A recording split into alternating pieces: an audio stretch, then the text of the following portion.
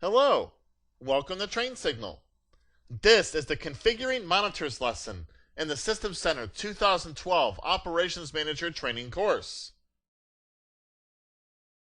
In this lesson, you're going to learn about monitors, and there's a lot of different kinds of monitors that are available in Operations Manager 2012. A monitor is an item that really watches a particular element on one of your monitored machines, and if there's a problem, an alert can be raised in the console based on the results of the monitor. Monitors can have up to 3 states. These are what are called stateful elements. Basically, monitors are stateful. Success, warning, or error. Those are the 3 states that it can have. As you can see on your screen, there are 5 different kinds of monitors that we can work with. One is called a unit monitor, and this monitors a specific item, such as a single event or a performance counter. And you can use these as a basis for what are called roll-up monitors, and you'll see what that is soon. In fact, I'll show you a diagram of what a roll-up monitor looks like. The first type of roll-up monitor we have is called an aggregate roll-up. This monitors a group of monitors, with the roll-up state being either the worst or the best reflection of the state of that group of monitors. And again, in a minute you'll see a diagram that'll make this a bit more clear, I think. We then have what's called a dependency roll-up. This is a roll-up of a number of monitors on which a parent monitor is dependent on the results of a child. For example, Exchange is dependent on DNS server availability. So, if a DNS server in your Exchange environment is having problems, Exchange may report an error because Exchange is dependent on the DNS server, which is a child monitor. We then have what are called static threshold monitors, and these are monitors that watch for specific values and compare the results to predefined values that you create. And then we have what's called a self-tuning threshold. This is basically a mini AI, a mini artificial intelligence built into Operations Manager that watches performance counters in an effort to glean what a normal value should look like. Basically, what happens at that point is thresholds are then created based on the ascertained normal values. You don't know in your environment every single possible value that every single possible monitor should look like. So with a self-tuning threshold monitor, you can begin to build that baseline. Everybody has a different baseline. So the baselines that come shipped with Operations Manager may not work in your environment. By using self-tuning threshold monitors, you may be able to then build an Operations Manager environment that works better against your baseline. And then when things start deviating from your established baseline, alerts get raised. And they may look very different than the company down the street, who may have a very different baseline environment, even if you're doing almost exactly the same work. Now, I mentioned before that we were going to talk a bit about unit monitors, and there's really 3 different kinds of unit monitors. One is called an event monitor. Then we have what are called performance monitors and script monitors. An event monitor will watch the Windows logs, and it'll look for specific log events to be raised. When it's raised, something will be raised on the console, alerting the administrator that that event has been raised. Likewise, you can also track items in log files, Windows Management Instrumentation events that are generated by WMI on a Windows machine, syslog events from Unix machines, or SNMP events from SNMP-based devices, such as network switches, printers, things like that. Then we have performance monitors, and those can result from things like Windows Performance Collection statistics. So you could use your performance monitor counter as a rule in Operations Manager. Or WMI performance, Windows Management Instrumentation performance items. You could collect a performance value from a WMI query, such as, what's my current processor utilization on processor 1? Then there's script monitors. So you could do collections from a script, monitor a value from a scheduled script. So you could run a script that says, return to me how much RAM is available in the machine on demand. And we have script monitors. Collect events or performance data from a scheduled script. Again, basically similar kind of deal, just a different kind of script. You're scripting monitors versus scripting just collection of information, but you're using a script to get information from a monitored machine. Now, I want to talk about what I mean by aggregate roll-up monitor. An aggregate roll-up monitor is a collection of several other related monitors. the state can be determined on either a best case or a worst case basis. And this really depends on the nature of the service. The word related here is really important. The monitors have got to be related in some way. Aggregate monitors generally watch similar items, such as groups of DNS servers or group of DHCP servers, and report back to Operations Manager on the overall health of the service group as a whole. Now, let's take this as an example. Suppose you're using a dependency roll-up monitor to watch 8 separate DNS servers. So you've got 8 DNS servers lined up in a line. You could create a high-level monitor that undergoes a state change once only 5 of the DNS servers become unavailable. In this way, you can be alerted on your terms. So you don't have to say when 1 is down or when all 8 are down, but you can say when 5 are down. Now, when you think about how this rolls up to a higher level item, when you have a group of items being monitored within an aggregate monitor, you've got a couple of different choices for how the state information can be rolled up. The most common type is to use what's called a worst state health policy. In this case, the aggregate monitor matches the state of the child monitor that has the worst health state of the group. So, if you're monitoring 150 items with an aggregate monitor, and one of those 150 items goes into a failure state, the entire parent monitor is shown as being in a failed state. And that's what you're seeing over on the left-hand side of your page here. One of the child items is red, therefore the aggregate monitor is also red. Or conversely, you've got a best state health monitor. This is the opposite. This is going to tell you what the state of the group is with the best health. So in the case of your 8 DNS servers, as long as one is operating, then all of your services can operate theoretically. So as you roll up, you may look at that and say, well, then the aggregate monitor will be green. Next up, we have dependency monitors. And these allow Operations Manager to view the health of one object and have it affect the health of another object that might be completely unrelated to the object. Now, these are similar to aggregate roll-up monitors, but they're a bit more flexible and a bit more granular. Here on this diagram, you can see how this might work. You've got an item at the lower right-hand corner of the screen that's health of one item is affecting the health of another monitored item directly. Now, this type of monitor also adheres to the previously discussed best and worst health states that we talked about. But there is some additional flexibility here. You have the capability to define a percentage health policy. So in this case, suppose you've got those 5 monitored items and a percentage health policy of 60%. This would mean that 60% of the monitored items would need to stay operational before the monitor goes red. In this example, the monitor would stay green even if 2 of the 5 items failed. But once that third item failed, the 60% availability threshold would be violated and the monitor would go red. Now, previously I talked about the fact you may have a bank of DNS servers. With an aggregate roll-up monitor, if you have a worst state health policy, once one of those DNS servers bites it, then the entire health of the group is going to go red. With a dependency roll-up monitor, you can say, okay, I've got 8 DNS servers. If 4 of them are still available, everything's good. In that case, you could use a dependency roll-up monitor, define a 50% threshold, and then say, once it goes below 50%, then we'll go into a red state. But until that point, the purpose of having multiple DNS servers is to remain operational. So we're not going to get too worried about things if we lose a single or even up to 4 of our 8 DNS servers.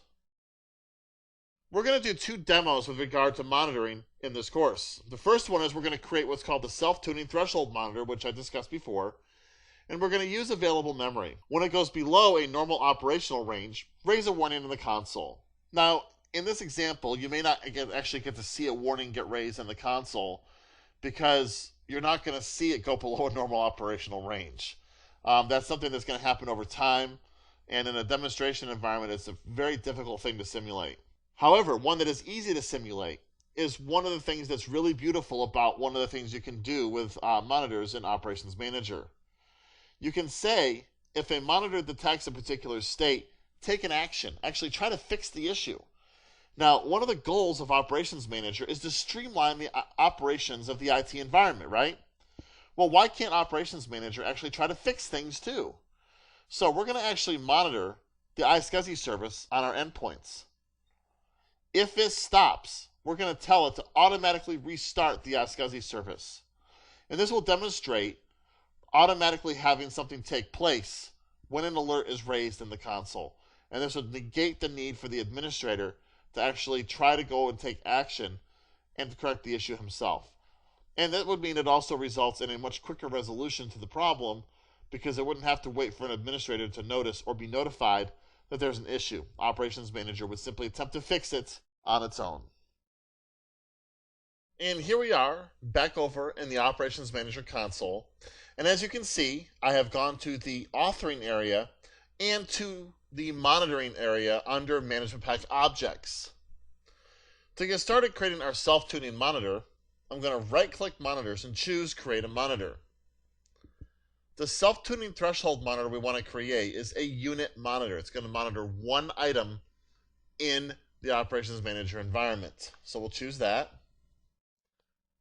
And this happens to be a Windows Performance Counter type metric because we're looking for Windows information, how much RAM is available. We'll choose self-tuning thresholds, and you'll see we get 4 options. And here's what those options mean. When you have a 2-state above baseline option, what you're basically saying is that you're going to generate an alert when the performance counter goes above the learned baseline. When the monitor stays below that baseline, there will be no alert generated. This is one of those deals where if something exceeds a certain amount, raise an alert. Now that sounds like what we'd like for memory, right? When we start using too much memory outside our threshold, that's when we'd really like to see an alert be raised in the console. But let me explain what the rest of these things mean first. We then have 2-state baselining. This monitor is much like the 2-state above baseline, but it monitors information that's recorded for use in just performance graphs. This is basically a way to just capture information. There are no alerts raised. It's simply to capture information for baselining and for performance reporting. The 2-state below threshold is the opposite of the 2-state above threshold. Basically, it will capture the performance information, and then if the counter goes below the learned baseline, then the status is updated and an alert is generated in the Operations Manager console. So again, this could be your disk capacity baseline.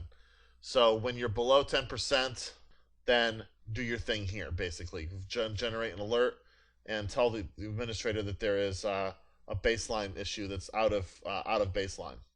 With a 3-state baseline, you sort of get the best of both worlds. And some counters, you may want to be able to say, I want my counter to stay within a certain range. Now, you're not going to define the range because that's up to the learned baseline. Basically, what will happen is Operations Manager will watch the metric for a complete business cycle and learn what the range is for a particular data point.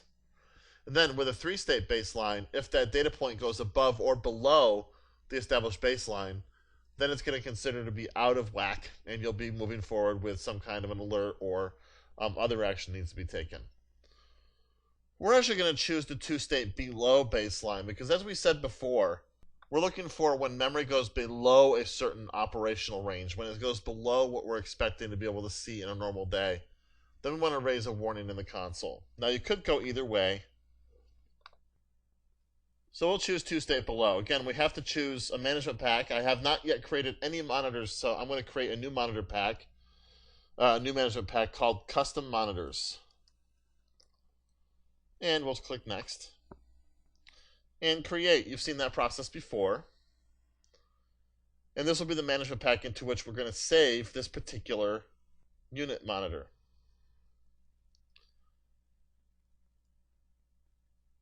So we'll choose Next. So we need to give our monitor a name. I'm going to call it Custom-RAM, just to make it easy to find later if we want to. And for a description, we can say just RAM counter baseline. The monitor target will be Windows Computer. Remember, we're getting information from the Windows Computer, so that's what we're really interested in. And the parent monitor is going to be performance, actually. And the reason we choose performance is because RAM usage is a performance monitor.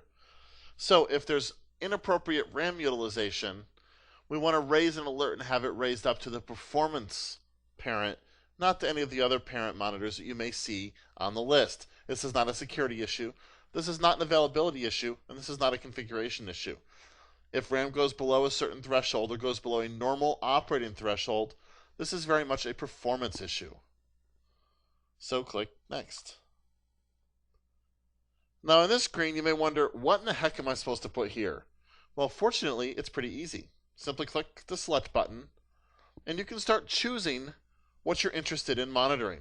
So from a performance counter perspective, we just start going through the list of items we see here. We want memory.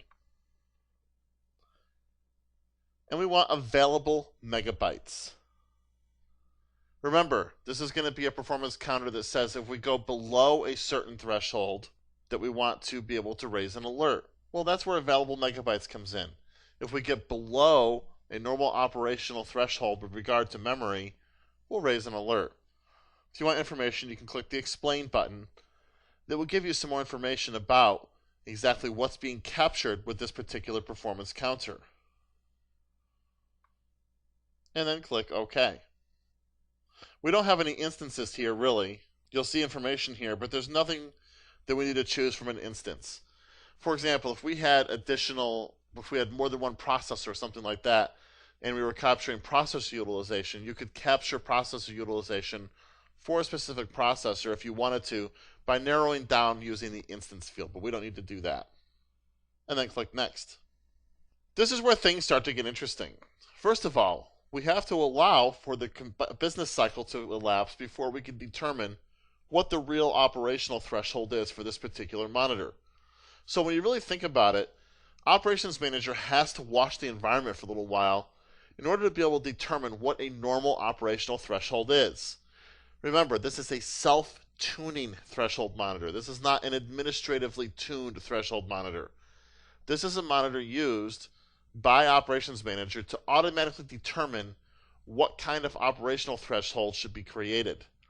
So, Operations Manager has to go through at least one normal business cycle in order to be able to establish an upper and lower bound for this particular metric. This is also one of the reasons why once you start deploying management packs, why after even a few days you may start getting weird stuff that didn't all of a sudden show up initially when you install the management pack. In fact, it could take a week or a month even in some cases for some of the alerts that you would normally expect to be raised in the Operations Manager console. And this is because Operations Manager has to go through the configured business cycle for each of the monitors, the self-tuning monitors, that are included in management packs that you install. And this is one of the reasons why I say give yourself a lot of time when you install a new management pack. It will take some time to fully tune and fully configure that management pack to meet the specific needs of your organization. Notice that we only begin generating alerts after one business cycle of analysis. In other words, we're not going to generate any alerts for the first business cycle because we don't know what the upper and lower bounds are.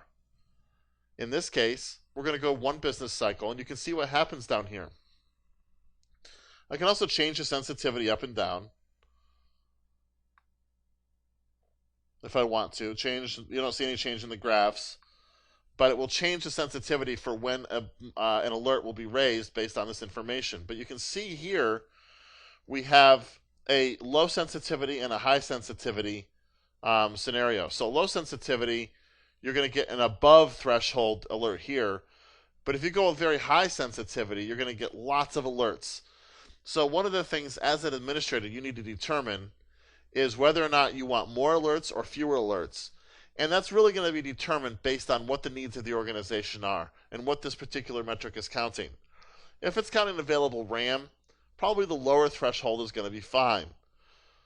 So I'll change the sensitivity to go down to maybe one above low, so that we don't have constant alerts as programs are being loaded and unloaded. Because if we have this be too sensitive, you will get constant alerts. If you click the Advanced button, there's just a few other pieces of information here. This will tell you how quickly the Operations Manager environment will begin to learn about your baseline. Right now, you'll see we're set in the middle of the range. And we can see that if we set it to slow, it takes a little bit more time to fully determine what the baseline is going to be. And if we set to fast, we're going to tell it, well, learn the rate really fast. We're going to go with a shorter amount of time.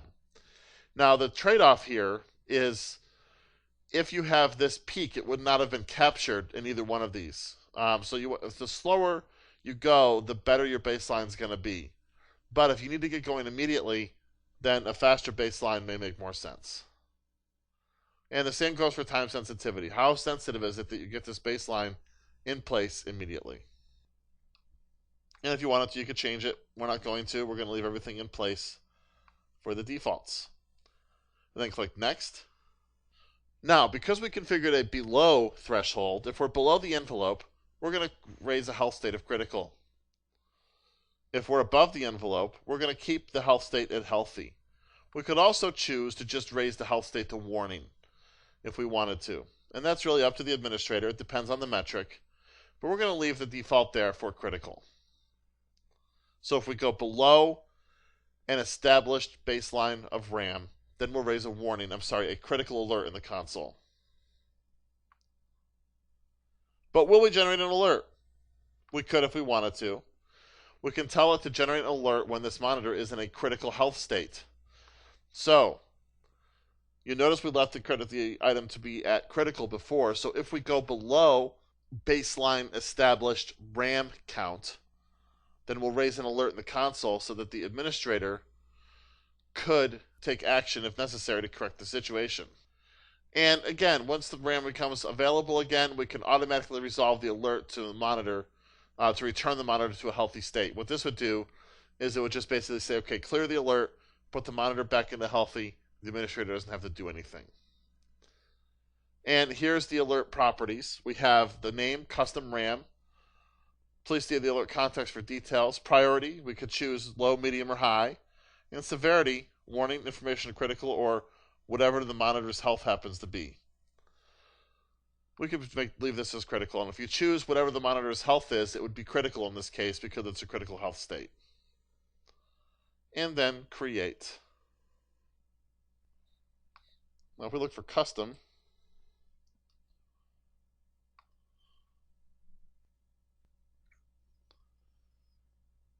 there it is. And you'll see that it's in the Windows Server 2012 core computer area. There's a 2-state below monitor. We may see it in other areas too. It creates it in multiple areas depending on where it needs to be. Remember, this is a computer counter, so it's going to add it for each type of computer object that you could see in Operations Manager. And this is going to be inherited from the Windows Computer Management Pack, from the Windows Computer counters, because that counter type is inherited down into the individual management packs for each type of Windows computer that you could see. So there's a Windows 2003, Windows 2000, Windows Domain Controller, Windows Computer, Windows Client, what have you out there. So we have our custom RAM counter. If you want to look at it, we can choose Properties. And we see that it's a performance counter. We have baselining information that we see here based on exactly what we said. Health information. What do we do when an alert is raised? Or when do we raise an alert? And any overrides if there are any.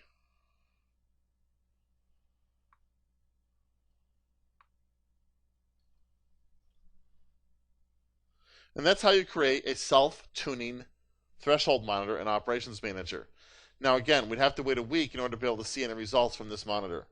But after a week, we would begin to have alerts raised in the console, so you would be able to get an understanding for when this monitor started seeing issues that were out of its baseline.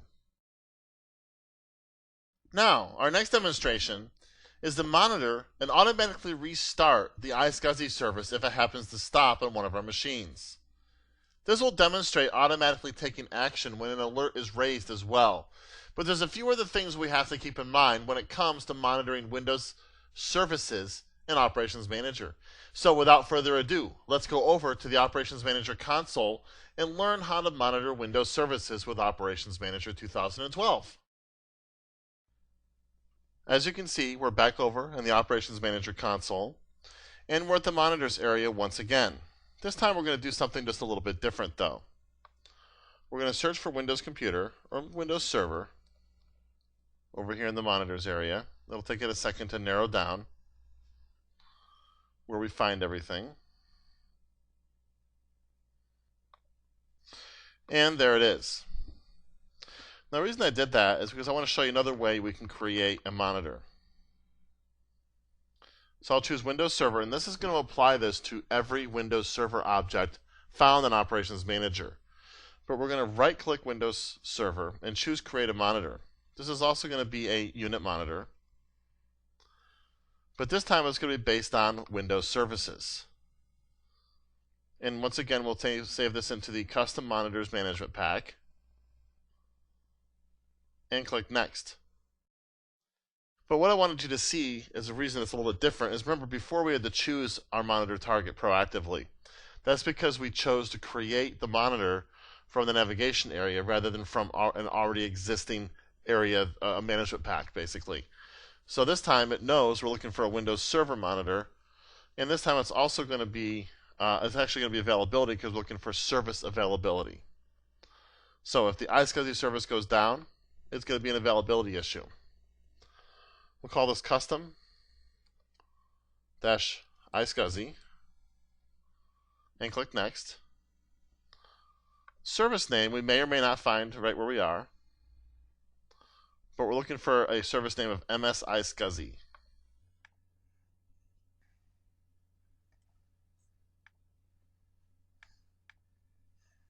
And there it is. And we'll do OK. So the service name is MS iSCSI. Next. If the service is running, we're in good shape. If the service is not running, we're critical. That's what we want. And once again, we want alerts to be raised if there's an issue with this particular service. Now, if we want to, we can say there is a problem with this service.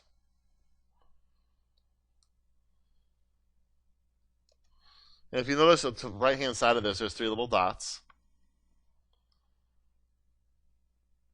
And we can choose different kinds of data.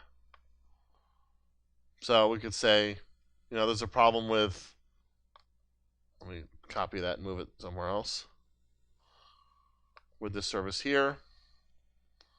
Or we could choose target information if we wanted to, for example, on the particular machine. So we'll say on the machine with the NetBIOS name of what we choose here. We could if we wanted to. We're not going to really mess around with all that stuff. We're just going to worry about keeping the service running for now.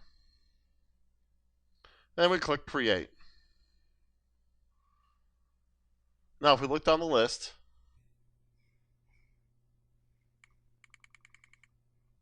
we don't see it. We can just search for the word custom, and we'll find it. There it is. I just missed it.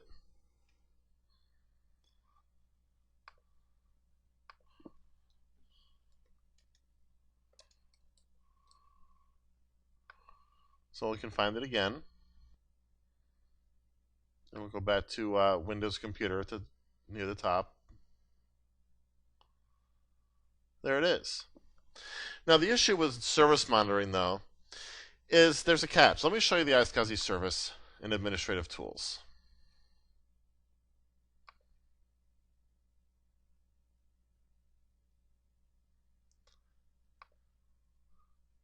As I scroll down and I find MS iSCSI, notice it's a manual service that's not started. First of all, I want to start it on this machine, but it's a manual service, which means it's not set to automatic. Now, the problem with that is that the service monitor expects to see only automatic services by default being watched but we can change that behavior with an override. Now, I started this service because we're going to watch this in just a second in the environment, and I wanted you to be able to see that it would actually take some action. So I'll right-click Custom iSCSI, choose Overrides, and choose Override the Monitor for all objects of the class.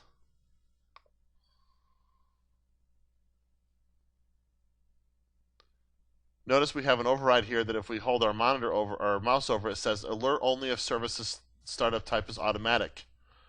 We're going to make this false and click apply. And notice our effective value is now false. So we're no longer checking to see only if the service is automatic. But that's not the only thing we're going to do. We're going to automatically restart this service if it does happen to fail. So I'm going to open up the properties for this monitor. And we'll go to Diagnostic and Recovery. And you'll see down here we're going to add a recovery task. And I want to add a recovery for a critical health state. In this case, I want to run a command. It will save it into the Custom Monitors Management Pack because that's where everything else is related to this particular monitor. And click Next. I'm going to call this Custom Restart iSCSI Service. It'll go against a Windows Server recovery target when the health state is critical. We could choose if it was warning, but we don't have a warning state for this monitor. And it'll run the recovery automatically when it changes it to critical. And then once it runs it, it'll recalculate the monitor's state after the recovery finishes if we select this checkbox, which we're going to do. And you'll see this in action in just a couple of minutes. Then click Next. In this case, we want to run the net.exe command, and we're going to use netstart msiSCSI in order to restart that service automatically if it happens to fail. This is a common way to start and stop services. Experienced Windows administrators have probably used netstart and netstop lots of times. In this case, we're going to use it to automate the recovery of a task. And then click Create.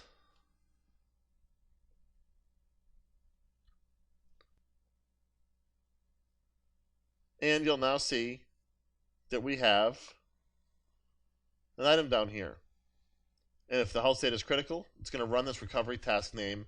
It'll run it automatically and recalculate the monitor state.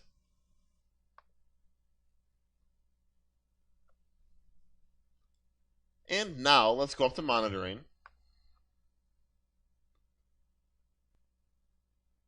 And look at some of our machines. Well, you can see we have lots of things going wrong here. We have everything going belly up with regard to iSCSI. We've seen on the SQL Server, domain controller, the file server, and on another SQL server, and on a Hyper-V server, that iSCSI, the service, is not started. Let me go stop this service on Operations Manager.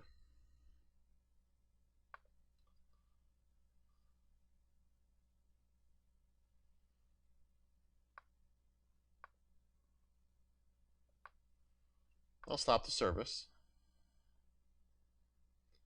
Notice it is now stopped. We will ultimately get an alert raised in the console to the effect of the fact that we have a stopped service. We can do a refresh.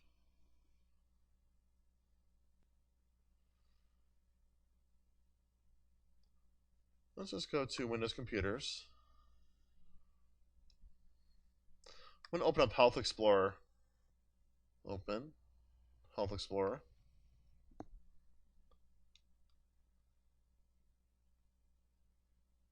Right now everything's healthy. We go to Availability. Notice we have Custom iSCSI. It's green. Let's look at the state change events. Notice it was running. It was in stopped, but now it's running again. Well, that happened very quickly. It didn't even have time to update the console. And that's good. From an administrative perspective, it was an error we didn't have to worry about because Operations Manager took care of it on its own. Now, if we go back over here to Services, and we refresh the services, you will see that it is indeed started just like it's supposed to be. Now let's go over to another one. And we've got DC1 here. If I right-click it and open up its Health Monitor, Health Explorer, we're going to see lots of information, but the one we're most interested in right now is this custom iSCSI one. I can go to State Change Events, and I can see that there's an issue. And it really has not yet run the recovery task because there's a recovery task automatically associated with it. But I can click the recovery task from here if I need to and tell it, yes, run it.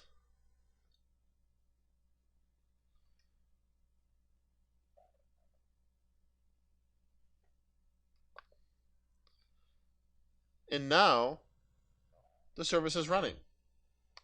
And if I tell it to recalculate the health,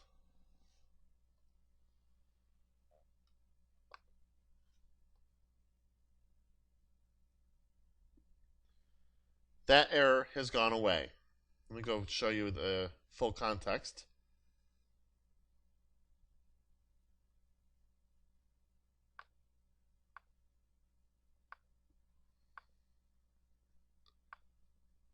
The service is now running on DC1. So, the monitor did exactly what it was supposed to do. Thank you for listening, and I look forward to seeing you in the next lesson.